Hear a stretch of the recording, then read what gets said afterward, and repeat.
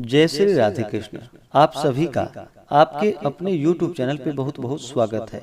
आइए आज आप सब सुनेंगे अधिक मास पुरुषोत्तम मास महात्म्य कथा में 22वें अध्याय की कथा। अब तक आपने पिछले अध्याय कथा को नहीं श्रवण किया हो तो हमारे चैनल पे वीडियो अपलोड है, आप वहां से जा करके पिछले अध्यायों का कथा श्रवण कर सकते हैं। हिंदू धर्म में अधिक मास पुरुषोत्तम मास का बड़ा ही विशेष महत्व माना गया है। इन दिनों गंगा स्नान करना, दान पुण्यों का कार्य करना, भगवान विष्णु माता लक्ष्मी का पूजन करना, भगवान श्री कृष्ण का पूजन करना, भूमि पे शयन करना, इन सबों का विशेष महत्व है। अधिक मास में जितने भी पुण्य कार्य किए जाते हैं इसका कई गुना पुण्य फल प्राप्त होता है। वहीं पे अगर पाप कर्म किए जाते हैं तो उसका भी अधिक फल प्राप्त होता है। तो आइए सुनते हैं अधिक मास पुरुषोत्तम मास महात्म्य कथा में 22वें अध्याय की कथा। तो बोलिए प्रेम से भगवान विष्णु की जय, माता लक्ष्मी की जय, श्री राधा कृष्ण की जय, पुरुषोत्तम भगवान की जय, सर्वदेवी देवता की जय। दृढ़ धनवा बोला कि हे तपोधन, पुरुषोत्तम मास के व्रतों के लिए विस्तार पूर्वक नियमों को कहिए। भोजन क्या करना चाहिए और क्या नहीं करना चाहिए, और व्रती को व्रत में क्या मना है, विधान क्या है। श्री नारायण बोले, इस प्रकार राजा दृढ़ धनवा ने वाल्मीकि मुनि से पूछा। बाद लोगों के कल्याण के लिए वाल्मीकि मुनि ने सम्मान पूर्वक राजा से कहा। वाल्मीकि मुनि बोले कि हे राजा, पुरुषोत्तम मास में जो नियम कहे गए हैं, मुझसे कहे जाने वाले उन नियमों को आप संक्षेप में सुनिए। नियम में स्थित होकर पुरुषोत्तम मास में हविष्यान्न भोजन करे। गेहूं, चावल, मिश्री, मूंग, जौ, तिल, मटर, सांवा, तिल्ली का चावल, बथुआ, हिमलोचिका, अदरक, काल शाक, मूल, कंद, ककड़ी, केला, सेंधा नमक, समुद्र नोन, दही, घी, बिना मक्खन निकला हुआ दूध, कटहल, आम, हरड़, पीपर, जीरा, सोंठ, इमली, सुपारी, लवली, आंवला, ईख का गुड़ छोड़कर इन फलों को और बिना तेल के पके हुए पदार्थों को हविष्य कहते हैं। हविष्य भोजन मनुष्यों को उपवास के समान कहा गया है। समस्त आमिष, मांस, शहद, बेर, राजमाशादिक, राई और मादक पदार्थ, दाल, तिल का तेल, लाह से दूषित, भाव से दूषित, क्रिया से दूषित, शब्द से दूषित अन्न को त्याग करे। दूसरे का अन्न, दूसरे से बैर, दूसरे की स्त्री से गमन, तीर्थ के बिना देशांतर जाना व्रती छोड़ देवे। देवता, वेद, द्विज, गुरु, गौ, व्रती, स्त्री, राजा और महात्माओं की निंदा करना पुरुषोत्तम मास में त्याग देवे। सूतिका का अन्न मांस है, फलों में जंबीरी नींबू मांस है, धान्यों में मसूर की दाल मांस है और बासी अन्न मांस है। बकरी, गौ, भैंस के दूध को छोड़कर और सब दूध आदि मांस है, और ब्राह्मण से खरीदा हुआ समस्त रस, पृथ्वी से उत्पन्न नमक मांस है। तांबे के पात्र में रखा हुआ दूध, चमड़े में रखा हुआ जल, अपने लिए पकाया गया अन्न को विद्वानों ने मांस कहा है। पुरुषोत्तम मास में ब्रह्मचर्य, पृथ्वी में शयन, पत्रावली में भोजन और दिन के चौथे प्रहर में भोजन करे। पुरुषोत्तम मास में रसवाला स्त्री, अंत्यज, मल्लेच्छ, पतित, संस्कारहीन, ब्राह्मण से द्वेष करने वाला, वेद से गिरा हुआ, इनके साथ बातचीत न करे। इन लोगों से देखा गया और काक पक्षी से देखा गया सूतक का अन्न 2 बार पकाया हुआ और भुजे हुए अन्नों को पुरुषोत्तम मास में भोजन न करे।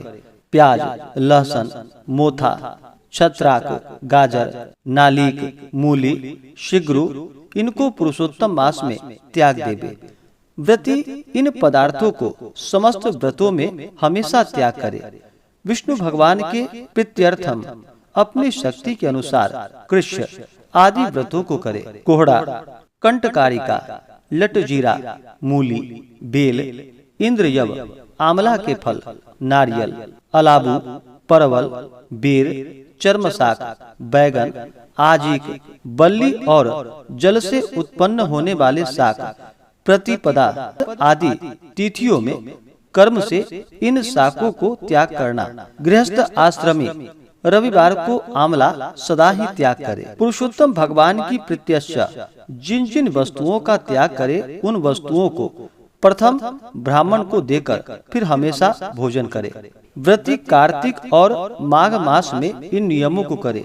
हे राजन, व्रती नियम के बिना फलों को नहीं प्राप्त करता। यदि शक्ति है तो उपवास करके पुरुषोत्तम का व्रत करे, अथवा घृत पान करे, अथवा दुग्ध पान करे, अथवा बिना मांगे जो कुछ मिल जाए उसको भोजन करे, अथवा व्रत करने वाला यथाशक्ति फलाहार आदि करे, जिसमें व्रत भंग न हो। विद्वान इस तरह व्रत का नियम धारण करे।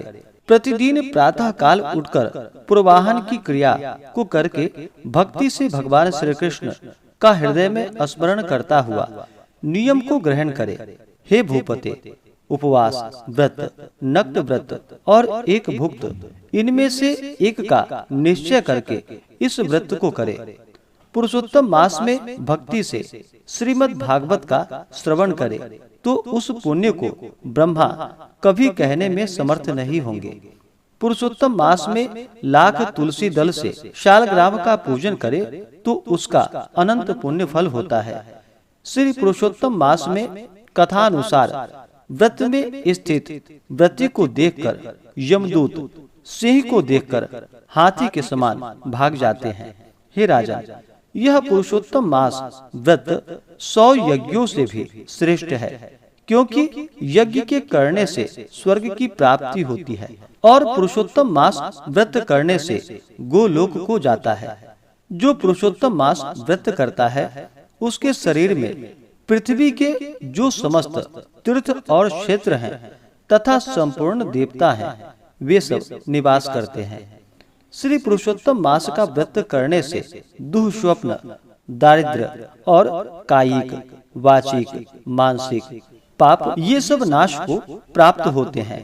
पुरुषोत्तम भगवान की प्रसन्नता के लिए इंद्रादि देवता पुरुषोत्तम मास व्रत में तत्पर हरि भक्त की विघ्नों से रक्षा करते हैं। पुरुषोत्तम मास व्रत को करने वाले जिन जिन स्थानों में निवास करते हैं वहाँ उनके सम्मुख भूत, प्रेत, पिशाच आदि नहीं रहते हैं।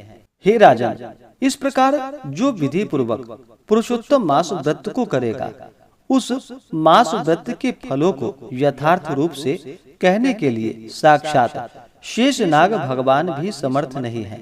श्री नारायण बोले, जो पुरुषों में श्रेष्ठ पुरुष मन से अत्यंत आदर के साथ इस प्रिय पुरुषोत्तम मास व्रत को करता है वह पुरुषों में श्रेष्ठ और अत्यंत प्रिय होकर ऋषिकेश्वर पुरुषोत्तम भगवान के साथ गोलोक में आनंद करता है।